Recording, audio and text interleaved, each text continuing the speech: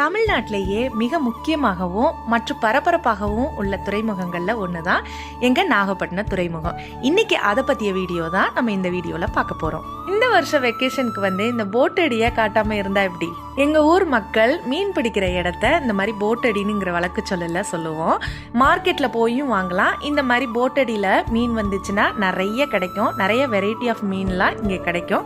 So நமக்கு பிடிச்ச மாதிரி என்னென்ன வேணுமோ நாம் அங்கே போய் வாங்கிக்கலாம். இன்னைக்கு இங்கே என்னென்னலாம் வாங்குறோனுங்கிறத பார்க்கலாம். ஃபஸ்ட்டு நான் வாங்குறது நண்டு. இது எவ்வளோ ஃப்ரெஷ்ஷாக இருந்துச்சு அப்படின்னுங்கிறத இந்த வீடியோட கடைசியில் நான் காட்டுறேன். அடுத்ததாக நீங்கள் பார்க்குறது காளா மீன். இது மீன்கள்லேயே ரொம்ப சுவையான மீனுன்னு சொல்லுவோம். அடுத்தது கனவா மீன் வாங்கியிருக்கேன். அடுத்ததாக நீங்கள் பார்த்துட்டு இருக்கிறது எக்ஸ்போர்ட்டுக்காக மீன் எல்லாத்தையுமே இந்த மாதிரி வரிசையை அடுக்கி வச்சுருப்பாங்க.